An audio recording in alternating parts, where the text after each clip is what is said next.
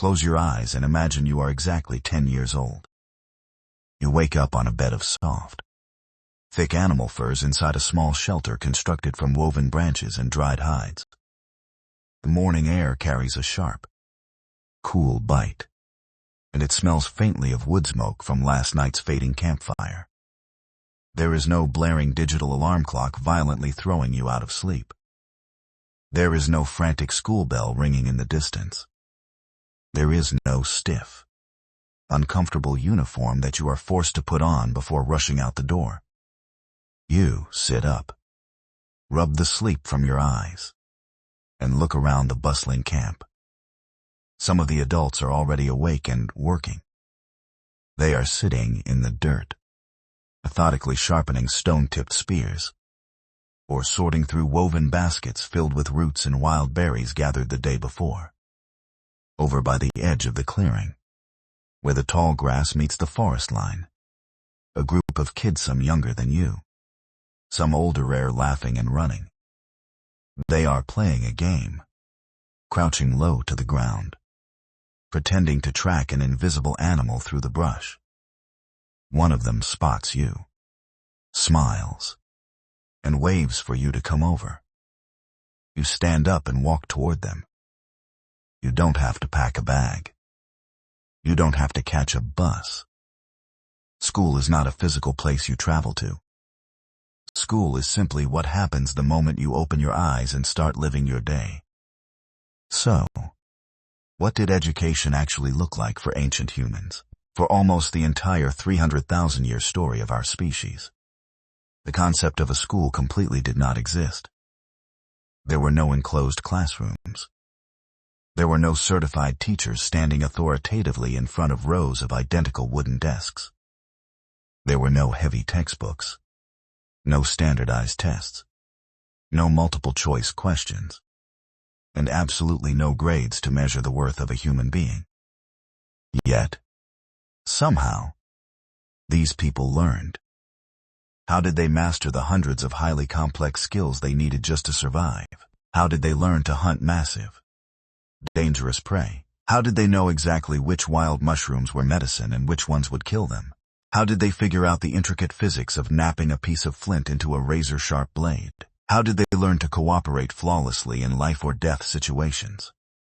And how did they pass down the sprawling, epic stories that held their entire worldview together? And perhaps, the deeper, more unsettling question we need to ask ourselves is this: was their way of learning so radically different from ours that we, in the modern world, have completely forgotten something fundamental about how humans are actually meant to grow? Most of us today operate under a very strict, unquestioned assumption about what education means. We assume education is a process where an older, authoritative figure stands in a room and verbally tells younger people exactly what they need to know. We believe it must happen in a highly structured environment, confined to specific hours of the day. We picture silent reading, hours of homework, and measuring a child's intellectual progress with red ink and letter grades on a piece of paper. That picture feels completely normal to us. It is all we have ever known. But for the vast, overwhelming majority of human history, that version of education would have seemed bizarre, restrictive, and entirely unnecessary. For our ancestors, learning was never separated from living. There was no artificial boundary between school time and real lifetime. Children learned simply because they were alive. They learned because they were constantly moving, intensely watching, bravely trying, and deeply belonging to a small, tight-knit group of people whose very survival depended on each other every single day. Education wasn't preparation for life. Education was life itself.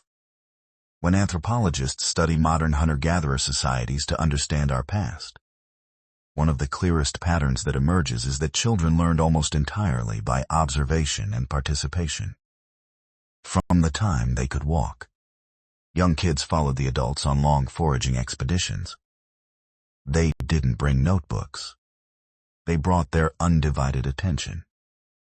They watched closely as their mothers and aunts selected certain leaves while intentionally ignoring others.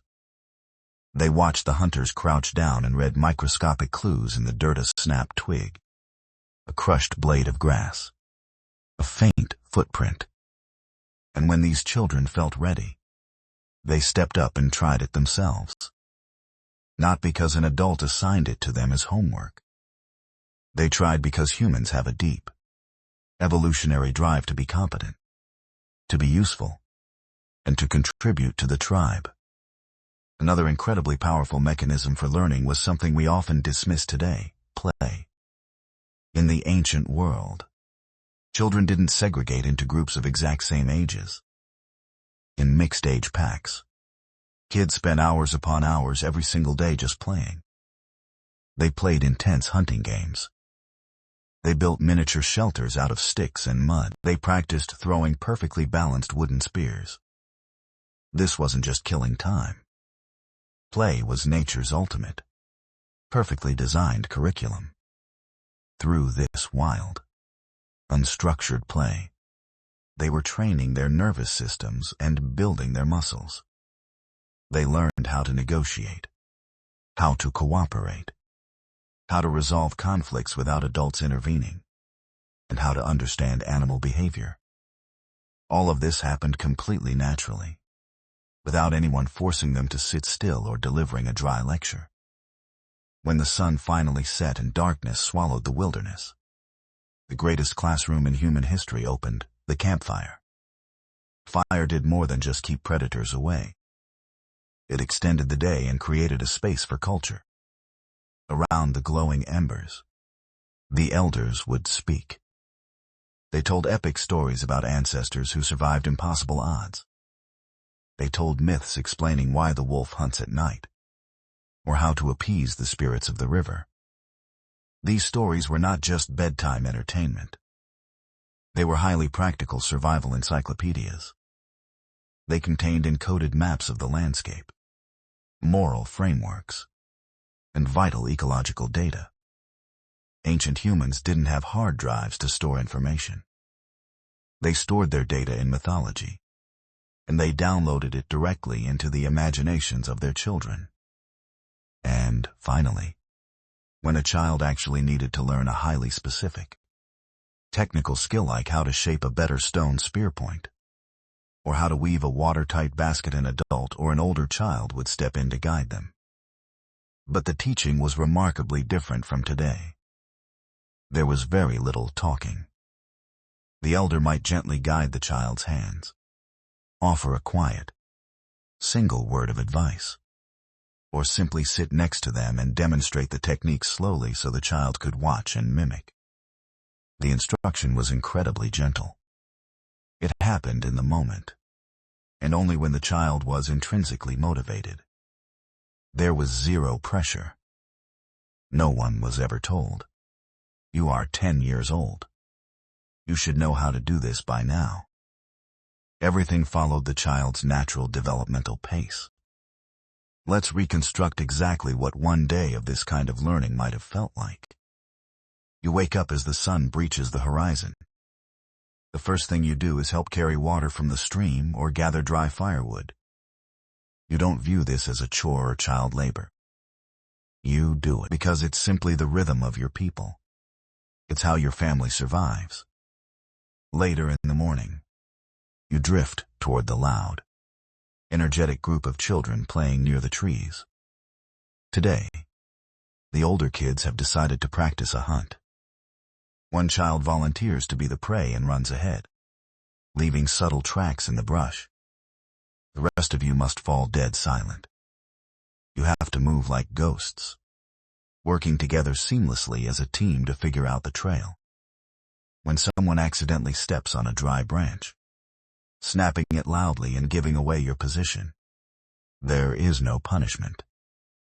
There is no failing grade.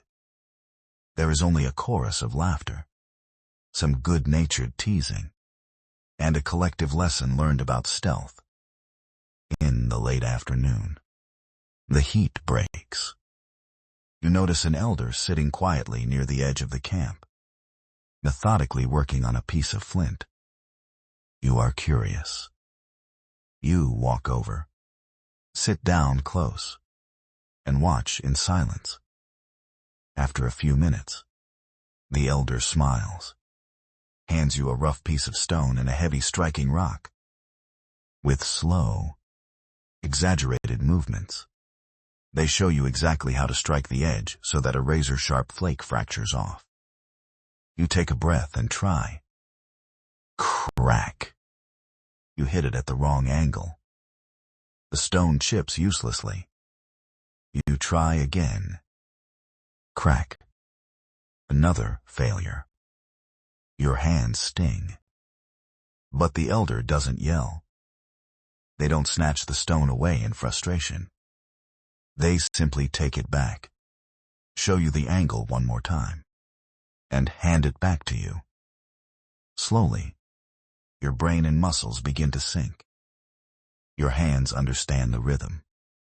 You strike the stone, and a perfect, deadly sharp flake falls into your palm. You feel a massive surge of quiet, pretty genuine, earned confidence that no paper certificate could ever give you. As the day ends and the fire is built up against the dark, the storytelling begins. You wrap yourself in a fur blanket and listen to the haunting tale of how your people survived a brutal winter generations ago. You feel the heavy, ancient weight of that knowledge passing directly into your bones. By the time you finally lie down to sleep, you have pushed your physical body to its limits. You have used your mind to solve complex puzzles. You have navigated complex social dynamics. And you have engaged your wildest imagination. You experienced a holistic, total body education all within the span of one single, ordinary day. But this is where the story gets even more fascinating. This ancient way of learning didn't just produce people who could scrape by and survive. It produced absolute masters. It created human beings with a profound, almost superhuman, instinctive knowledge of their environment. They could read the landscape like a book. A slight shift in the wind, a barely visible scratch on a tree bark, a sudden silence in the bird calls, these were loud, clear signals to them.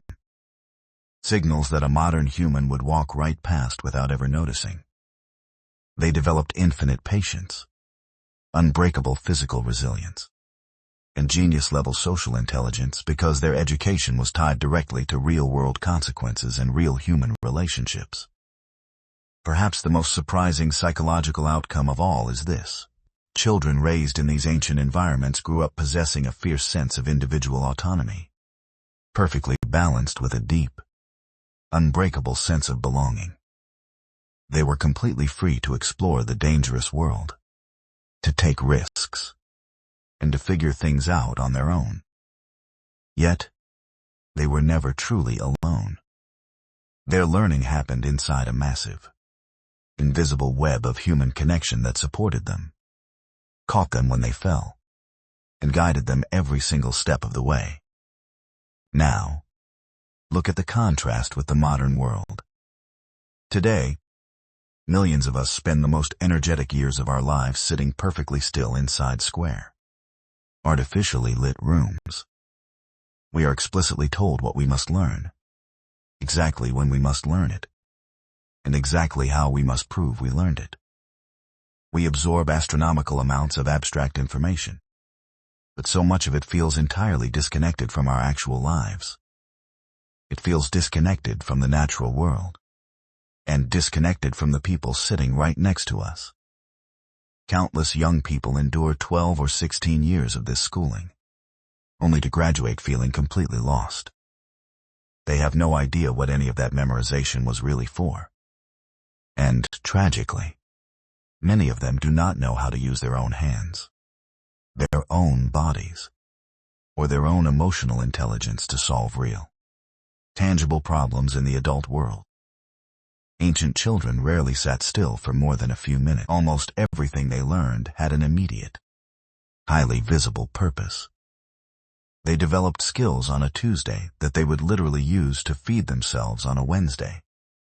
They practiced emotional regulation, complex cooperation, and creative problem-solving entirely through play and community contribution. Yes, modern civilization gained the incredible ability to educate billions of people at an industrial scale. We eradicated diseases and put people on the moon. But in building this massive educational machine, we may have accidentally stripped away something essential about how the human animal naturally learns best. We stripped away movement. We stripped away deep relationships. We stripped away immediate purpose. And most damaging of all, we stripped away freedom. In the end, asking the question, what did ancient human education look like, inevitably leads us to a much more terrifying question. What is education actually for? Is the ultimate goal simply to fill a human head with enough data to successfully pass a standardized test? Or is the true purpose of education to forge a complete human being, to help a person become deeply capable, endlessly curious, emotionally steady, and profoundly connected to both the people around them and the living, breathing world they inhabit?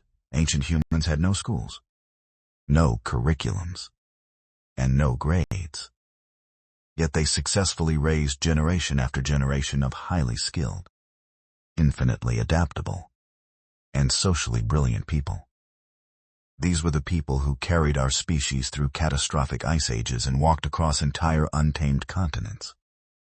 Their children learned by living, by watching, by playing, by failing, and by listening to the echoes of stories told in the dark. Maybe the most powerful lessons in life are never the ones we are forced to sit down and memorize. Maybe the lessons that actually stick are the ones we absorb while doing real things, with the people we actually care about. What would it mean for us, right now, in the hyper-connected, hyper-anxious modern world, to bring even a small fragment of that ancient way of learning back into our own lives? To bring it back into the lives of our children, if we stepped out of the classroom and back into the wild? What might we remember how to do before you go? If you enjoyed exploring the hidden parts of human history and psychology that they definitely didn't teach you in school, hit subscribe to Curion. We're building a community of curious minds, and we'd love to have you with us. Drop a comment below and tell us, do you think modern schools are actually preparing us for life, or holding us back? See you in the next one.